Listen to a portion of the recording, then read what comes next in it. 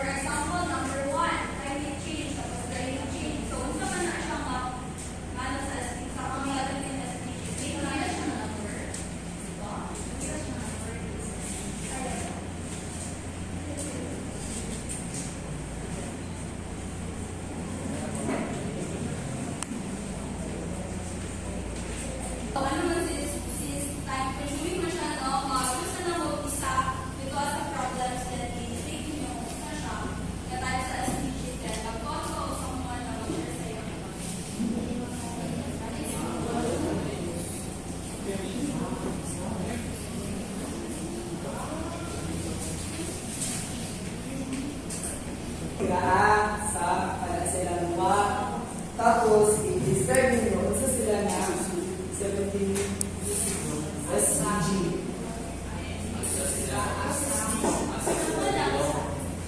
for example, climate change. So as a topic sa 17 SDG, kapila ang climate change sa 17 SDG. For example, climate action, so ika-13 ang climate change. So magwa, so ano na, for example, climate change. So ika-13 siya, ika-13 siya sa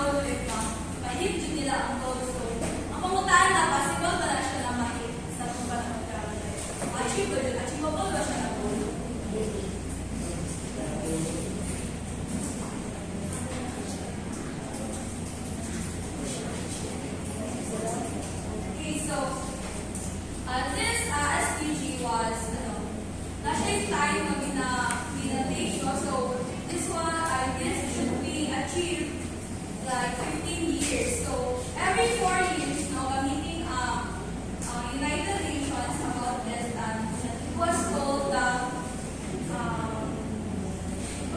the summit, SDG summit, whereas dito sila katakel if that particular kung summit is SDG ba is like na-aim pa nila or kanang progress na by progress sa ilang mga goals. So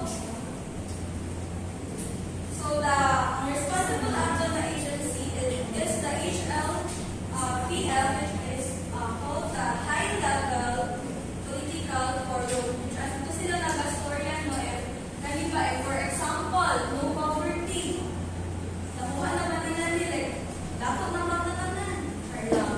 So if ano pa, like zero hunger, wala kayo na gutom. Amin, anak. So, most of us know no, most sa ilang mga goals is like gusto ko siya i-achieve no kay since gaghan man yun kayo tayo, hindi man yun tanan country no kay nasa first class.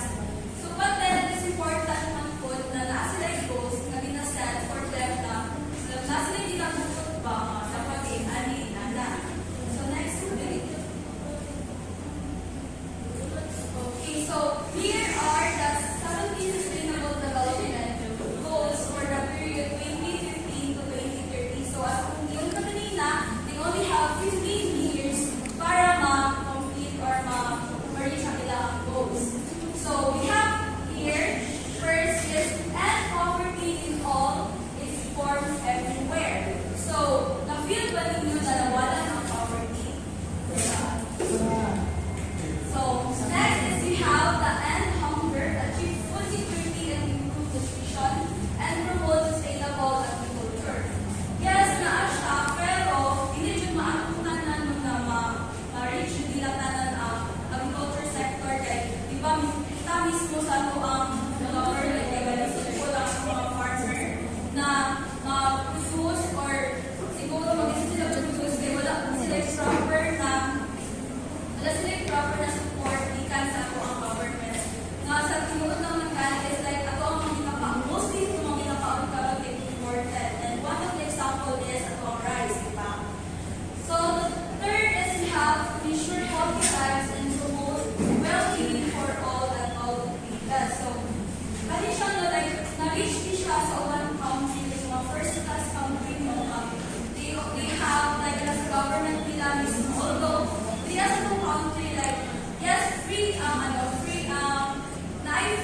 health, like, free na hospital, but then, dapat tayo process no, at like sa private hospital ka nga, if dahil kayo much money, so dahil na lang kaayo kayo sa, for example, dala sa SPMC, wala ko na habag, then, di ba, if kaya ka matinon na kayo patient, tapos dala yung SPMC, daghan kaayo pa patient ko, diba, dala, so, nakakatulong ito talaga, dahil patulong ang patient, anak. So then, next we have to ensure inclusive and equitable quality education and promote lifelong learning.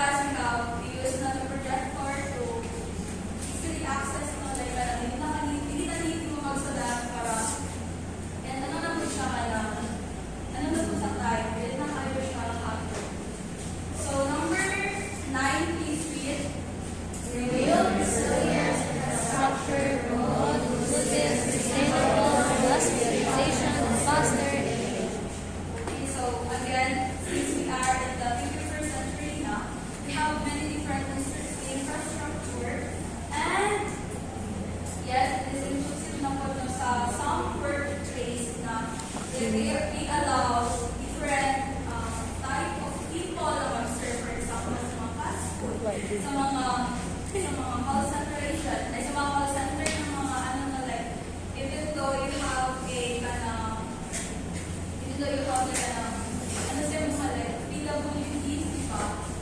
They are able to work na as like like lima ay ano sila normal informed. So number 10, please read.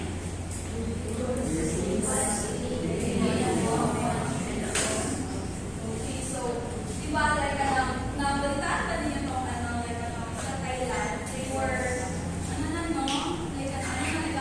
open na sila for same-sex marriage, they allow the LGBT na dito, free na tayo ng hopefully, say standing yung mga.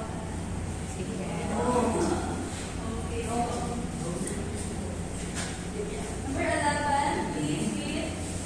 Make cities and human settlements inclusive, safe, tolerant, and stable. So, one is siya na like, siguro most because of the they are feel safe. It is about content, yung gawa na. So, most one company no like ano sila nag-war. Luwi kayo ang mga children, just mamatay sila, no? Then, 7 ay 12.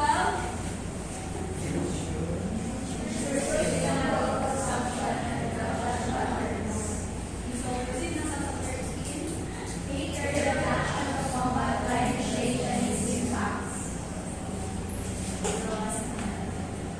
Okay, so 14.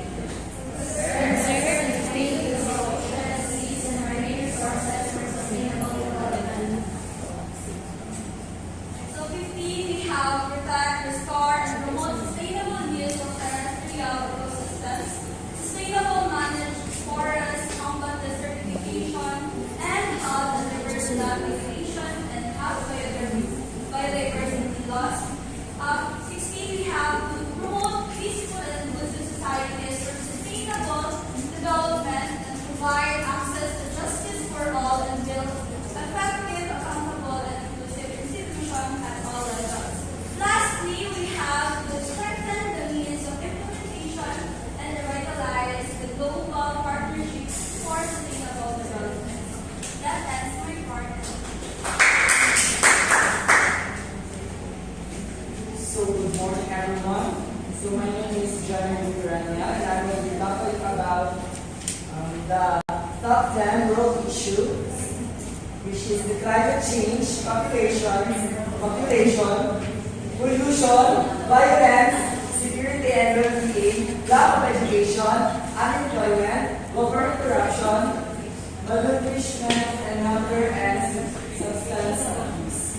So first is we have climate change. So climate change would cause more several weather crises and food resources and spread and disease reduction of greenhouse emissions and spreading of education on the importance of going green can help make a big difference. So sa climate change karon, so mapila man jud nato karon kung sa jud kainit ang atong world karon so that na na experience na karon nag-change man jud ang climate sa atong world. That's why na siya. That is the one of the reason about the climate, about the world issue in the world. Next is we have the pollution. So pollution includes the literal parasite, ocean, and fertilized air, light, and noise population. So diya sa pollution, so kita masyutanan tayo. Nakausap masyutaan yung pollution, aware masyutaan sa asalungan. Ano guys, pagkakatag na where at anang tawa na tarong kay pa maglagay basura sa atuang unsa sa atuang natay ka ng among kaya ka tarong ka basura sa atuang balay na tukang siya malataan na pero dili mo ka po na ginabot sa uwan so that maunsa ka po na ang pollution like sa other lugar, nakikwan sila lalo ka na sa Africa, wala sila sa tubig,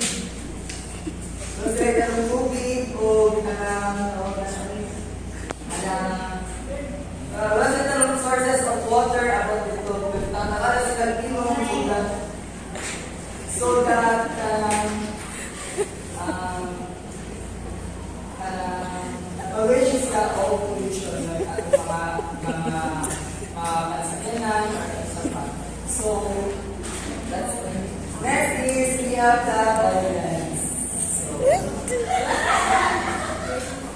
So sorry, so violence can be found in social, cultural, and economic aspects of the world.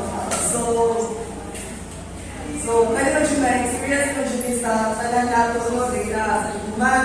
So, diba, hindi naman siya parang, ano siya mga violence na sa asawa or sa sulat. O ba na-experience? Sorry.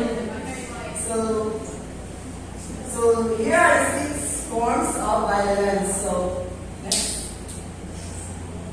So we have the physical violence, sexual violence, emotional violence, psychological violence, spiritual violence, and cultural violence. So first is physical violence. So ito ba siya nung bubog siya. So sulat po sa example. So physical violence use a part of their body or an object to control a person's actions. So pasita mo namin physical violence. Next is the sexual violence. So sexual violence when a person is forced to unwilling to take a part in sexual activity. Kasi kami ka nang dinusad ko tama ka nang violence na. Next is we have the emotional violence. So emotional violence when someone says or does something to make a person feel stupid or worthless. Ay, iba. So, dapat hindi mo ka magpapagkana ka kasi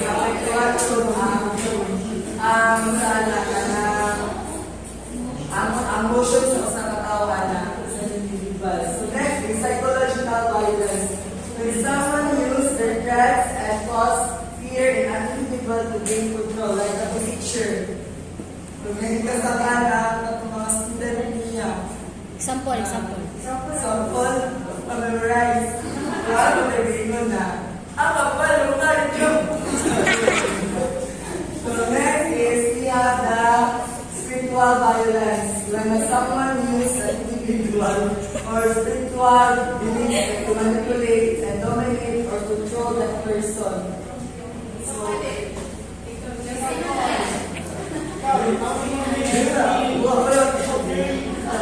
So dili, ano sa spiritual beliefs, kung saan ang beliefs sa usap na individual, sa cultural violence, when an individual is harmless as a result of practice that a part of their particular culture, religion, or tradition, like the yung tabo kay Megan.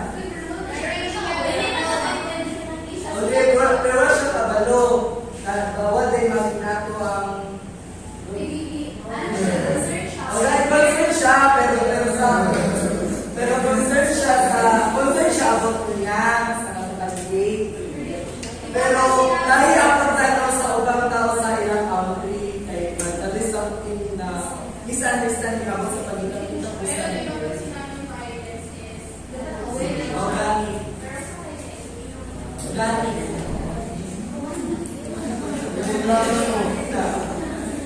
So those are the six various forms of violence. We have physical, sexual, emotional, psychological, spiritual, and cultural violence. Next. So let's proceed to. So let's proceed to security and well-being. So security well-being is a part of basic human rights, or everyone have an access of security.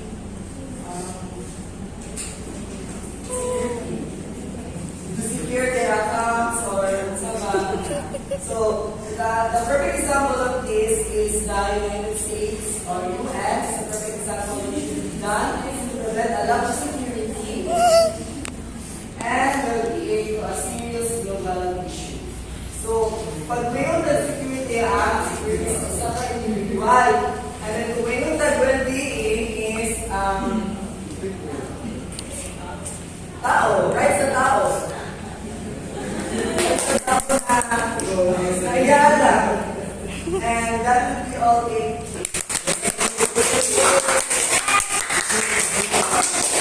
So next is the lack of education.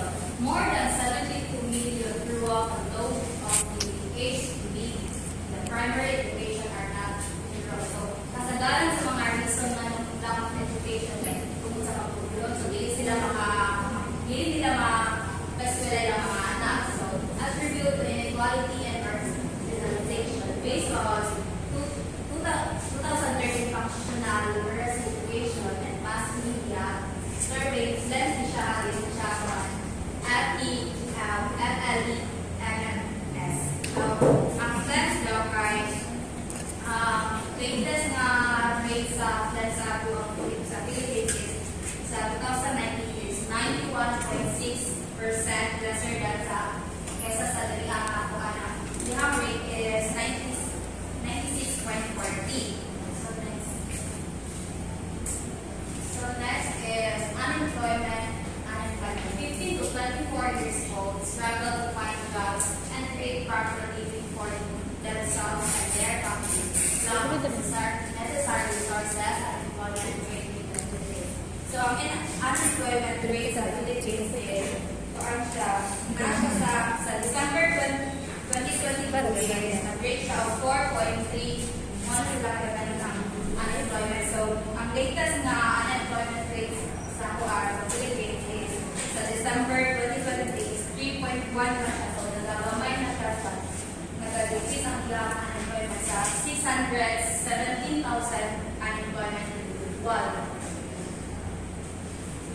So government corruption means of corruption to graft, bribery, and implements government deals, nepotism, and partisanship. Major cause of corruption. Non-major cause of corruption sa corruption. Kaya tungkol, kasagaran sa mga government employments, dili masatanan, pero natin iba na inatabang or magdapuan ka ng project o sa isa kayo or what dili na lang siya, ay maglamay lang siya kay tungkol kay ginagawa. So, mamagod sa mga tao, gamay na lang. Next is agriculture. So, ang rank sa government corruption sa Philippines is nasa sa 150 over 180 counties. So, malnutrition and hunger. Malnourishment and hunger. So, 795 million people who do not have enough to eat. The planet creates more than enough food to eat everyone's needs, but there are still billions of hungry people world. So, ibali, ang kasagaran sa global issue is kung connect siya kayo. Kaya sa lang education. So, wala kayo hindi